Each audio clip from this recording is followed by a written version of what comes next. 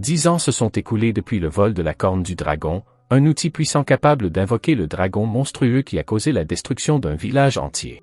Dans le présent, un garçon pauvre et dégoûtant nommé Ryuma est chassé d'un restaurant pour avoir volé de la nourriture. Non loin de là, un homme est vénéré comme le légendaire maître épéiste, destiné à devenir l'égal du king.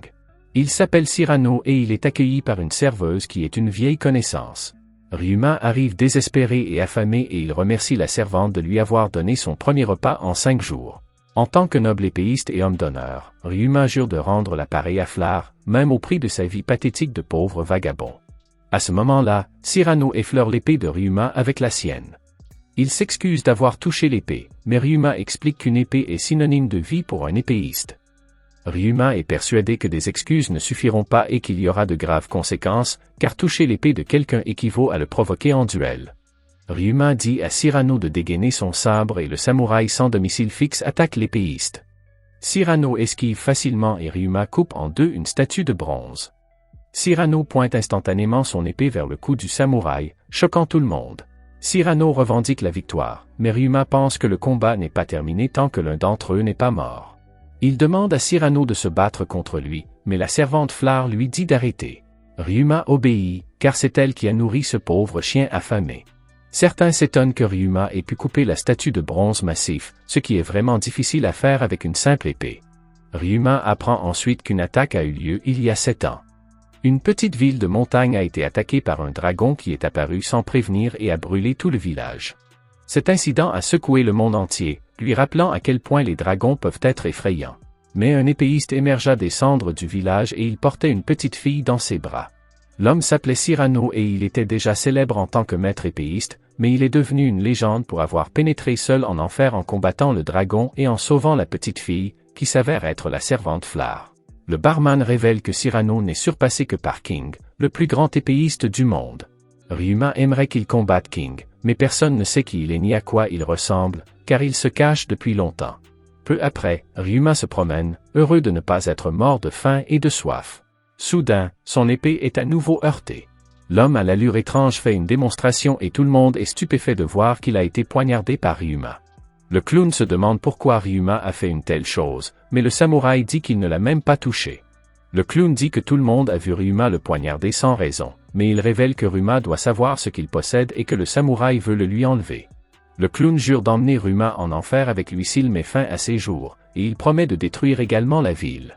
Ryuma en a assez, mais le clown finit par lui révéler que l'objet qu'il ne lui laissera jamais est la fameuse corne de dragon. Tous les habitants de la ville sont terrifiés. La corne de dragon a été volée il y a des années et peut invoquer des dragons. Tout le monde refuse de croire qu'elle est réelle, mais le clown l'utilise et la brise en deux. Les habitants paniquent devant l'arrivée imminente du dragon et Zoro se demande si ce n'est pas une blague. Par peur, les habitants déversent leur frustration sur Ryuma qui explique qu'il n'a pas poignardé l'idiot de clown. Ryuma demande à Flar de l'aider à maîtriser la foule en délire, mais la jeune fille le gifle. Elle est certaine que Ryuma n'a jamais vu de dragon auparavant et qu'il ne peut même pas imaginer la catastrophe qui va s'abattre sur le village. Ryuma n'a aucune idée de ce qui se passe, mais il est certain qu'il n'y est pour rien. Tout le monde est évidemment furieux d'entendre cela et souligne qu'ils sont tous condamnés.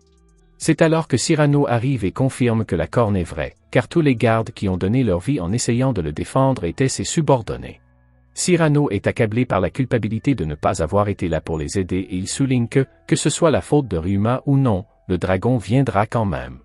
Cyrano demande aux habitants de combattre le dragon une fois de plus et tous applaudissent leur sauveur. Flar connaît le danger et explique qu'aucun humain ne peut vaincre seul un dragon. Cyrano explique qu'il savait que ce jour viendrait et qu'il a passé les 10 dernières années à s'entraîner pour le retour du dragon. Cyrano veut juste avoir la chance de mettre fin aux choses une fois pour toutes. Tout le monde est touché par la noblesse de l'épéiste moustachu. Cela n'impressionne pas Ryuma qui leur fait remarquer qu'ils devraient simplement évacuer la ville. S'il n'y a personne dans la ville, personne ne doit combattre le dragon. C'est une bonne idée. Mais qu'adviendra-t-il de la ville? Les habitants sont manifestement encore furieux des paroles d'un minable samouraï qui a condamné leur village. Cyrano ordonne l'évacuation de tout le monde et jure de protéger le village au prix de sa vie. Mais s'il tombe au combat, il ne demande qu'à être pardonné d'avoir échoué. Après l'évacuation, Ryuma et Flar sont restés au restaurant. Ryuma se demande si les dragons sont vraiment aussi terrifiants qu'on le dit et il pense que Cyrano doit être un épéiste vraiment extraordinaire. Flar souffre d'un stress post-traumatique sévère suite à la dernière attaque de dragon, elle tente donc d'empêcher Cyrano de mourir. Ryuma tente de l'en empêcher car il ne croit pas qu'elle puisse aider Cyrano, mais elle lui explique que Cyrano risque sa vie. C'est un homme qui veut sauver la vie des gens, pas un pathétique samouraï errant comme Ryuma. Soudain, Ryuma dégaine son katana et lui dit de venir avec lui et de quitter la ville. Flar refuse et s'éloigne de lui. Ryuma tente de l'empêcher de voir quoi que ce soit, mais il est trop tard. Flar est absolument stupéfaite lorsqu'elle voit Cyrano en compagnie de l'idiot de clown. Les deux hommes rient avec des poignées d'or volées aux habitants de la ville et le cœur de Flar est brisé. Ryuma la prend à part, car s'il la voyait, il mettrait sûrement fin à ses jours. Il apparaît clairement que ces scélérats ont effrayé les habitants pour pouvoir piller le village en toute tranquillité. Ryuma entend les salauds rire en disant que cette fois-ci, ce sera comme il y a 7 ans.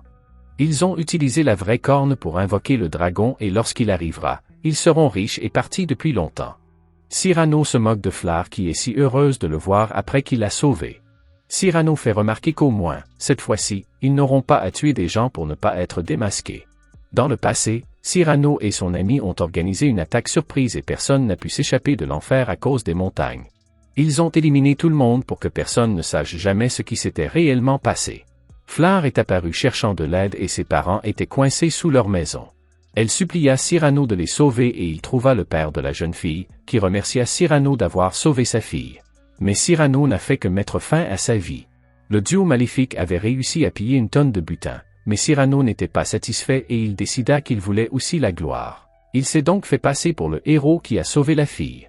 Flar est manifestement bouleversée et les hommes ne peuvent même pas imaginer ce qu'elle ferait si elle découvrait que quelqu'un en qui elle avait confiance a détruit sa ville et même tué ses parents. Cyrano est également montré en train de faire son numéro, suppliant Flar de lui pardonner car il n'a pas pu sauver ses parents. Flar s'excuse auprès de Ryuma pour toutes les choses terribles dont elle l'a accusé. La jeune fille refuse de s'affliger car elle ne veut pas donner satisfaction à ses scélérats. Elle dit à Ryuma qu'il doit partir car le dragon arrive. Flar retourne à la taverne, mais elle fond en larmes.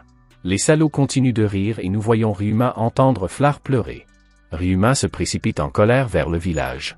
Le dragon arrive et tous les villageois pensent que Cyrano est leur seul espoir, et ils accusent Ryuma d'être responsable de cette tragédie imminente. C'est alors que Ryuma confronte Cyrano. Les deux hommes avouent tout et se vantent d'avoir massacré tous les gardes pour s'emparer de la corne du dragon.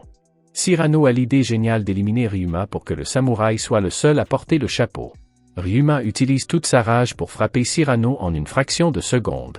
Ryuma rengaine son katana avant que le corps de l'épéiste ne touche le sol et le clown n'en revient pas que Cyrano ait été si facilement vaincu. Cyrano était certes une ordure humaine, mais c'était un maître de l'épée. Le clown explique qu'il peut encore invoquer le dragon avec la vraie corne. Il est le seul à pouvoir arrêter le dragon et dit à Ryuma que s'il veut sauver la ville, il n'a qu'à la laisser tranquille. Ryuma explique que cette ville n'est pas la sienne. Le dragon géant est arrivé et il utilise son souffle de feu pour incendier la ville. Aucun humain ne peut tuer une telle créature. Flar sort pour affronter la créature et elle ne bronche pas, même lorsque cette horrible bête menace sa vie. Flar est prête à mourir avec sa ville, mais elle est stupéfaite de voir Ryuma surgir de nulle part. Le dragon se tourne rapidement vers lui, mais Ryuma esquive toutes ses attaques et se fraye un chemin sur le dos du dragon. La détermination de Ryuma est inébranlable et il utilise une seule attaque pour couper la tête du dragon. Flar est stupéfaite et Ryuma est choquée qu'elle soit encore là. Elle veut savoir qui est cet étrange samouraï. Elle veut aussi savoir pourquoi il a combattu le dragon et risqué sa vie pour une ville où il n'habite même pas. Ryuma explique qu'il a promis de lui rendre la nourriture qu'elle lui a offerte, au prix de sa propre vie. Il s'est battu pour elle à 2 reprises, elle lui doit donc une faveur. Mais le samouraï ne veut qu'un repas gratuit la prochaine fois et Flar promet de ne pas l'oublier. Tous les habitants de la ville découvrent la vérité et se demandent qui est ce mystérieux samouraï. Le barman se souvient du nom de Ryuma de King. Ce nom lui a été donné par les gens qu'il a sauvés. Bien qu'il soit connu sous le nom de King, le guerrier légendaire, Ryuma lui-même ne semble pas réaliser qu'il s'agit de lui. Dans le futur, nous voyons Ryuma jeter son épée et celle-ci est prise par un homme mystérieux aux cheveux verts. L'homme mystérieux dit à Ryuma qu'il est un véritable épéiste de corps et d'esprit et qu'il aurait aimé rencontrer Ryuma à son époque. L'homme mystérieux est heureux d'accepter le sabre de Ryuma, mais souhaite qu'il fasse comme si leur combat n'avait jamais eu lieu et il appelle Ryuma le samouraï de Wano. Qui est cet homme aux cheveux verts? Écrivez-le dans les commentaires. Inscrivez-vous et laissez un like. Merci d'avoir regardé.